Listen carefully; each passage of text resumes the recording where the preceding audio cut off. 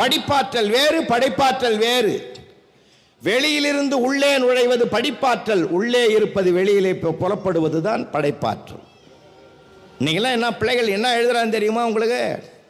நான் ஆச்சரியப்பட்டு போனேன் சார், ஆச்சரியப்பட்டு போனேன். ஹைவேல பறக்குது யமஹா, ஒரு வண்டியில் எடுத்துன்னு ஒருத்தன் பறக்கிறான். சுசுகி இன்னொருத்தன் அவன் பறக்கிறான். நீ முந்தியா நான் முந்தியான்னு. வேகமாக போகிற சுசுகியும் யமஹாவையும் பார்த்துட்டு 6ஆம் கிளாஸ் படிக்கிற பையன் எழுதினான் சார். இன்னைக்கு என்ன எழுதினான் தெரியுமா?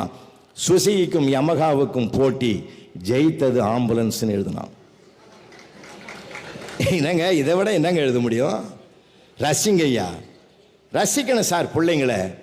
ரியல் எஸ்டேட் பிஸ்னஸ் பண்ணுறவர் ஹாலில் ஏதோ பிரச்சனை போல இது உட்காந்துங்கிறார் சோர்வா. அந்த நேரம் பார்த்து கணக்கு பேப்பர் கொடுத்துட்டாங்க அவன் கையில். மார்க்கு குறைஞ்சி போச்சு. உள்ளே போனான், இதை கொண்டு போய் இந்த நேரத்தில் காட்டினோம்னா உத கிடைக்கும் அப்படின்னு அந்த பையன் உள்ளே போகும்போதே ஐடியா பண்ணிட்டான்யா. கிட்ட போனான். அப்பா அவனுடைய முகத்தை பார்த்து புரிஞ்சுக்கணும். அப்பா கணக்கில் நான் 100க்கு 100 வாங்கிட்டேன், நீ என்னப்பா நினைப்பேன்னா? ஹார்ட் அட்டாக்கே வந்தாலும் வந்துடுண்டான்னார்.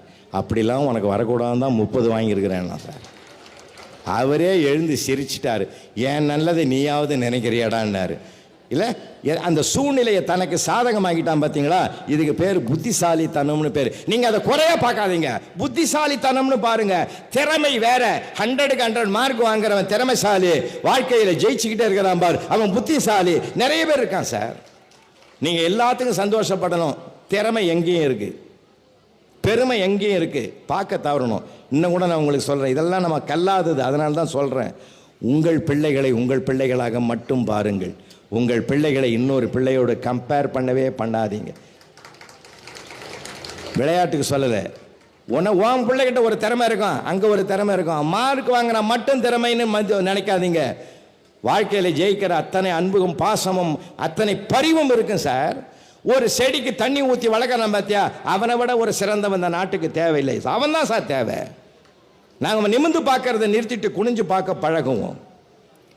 அப்போதான் நமக்கு எல்லா பிள்ளைகளுக்கும் ஒரு திறமை இருக்கிறது என்ற ஒரு பெரிய சிறப்பு நமக்குள்ளே வந்து சேரும். நம்ம பிள்ளை கம்பேர் பண்ணவே பண்ணாதீங்க.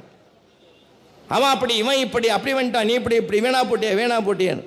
எங்கள் தெருவிலே ஒருத்தன் +2 ஃபெயில் ஆஃப் போட்டான் சார்.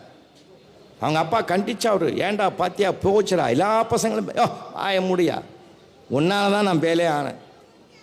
எப்போ பாரு எதிர்விட்டு பொண்ணை பாரு இன்னமா படிக்குது, எதிர்விட்டு பொண்ணை பாரு இன்னமா படிக்குது. வருஷம் பூரா அதை பார்த்தே நான் ஃபெயிலாக போட்டுட்டாங்க.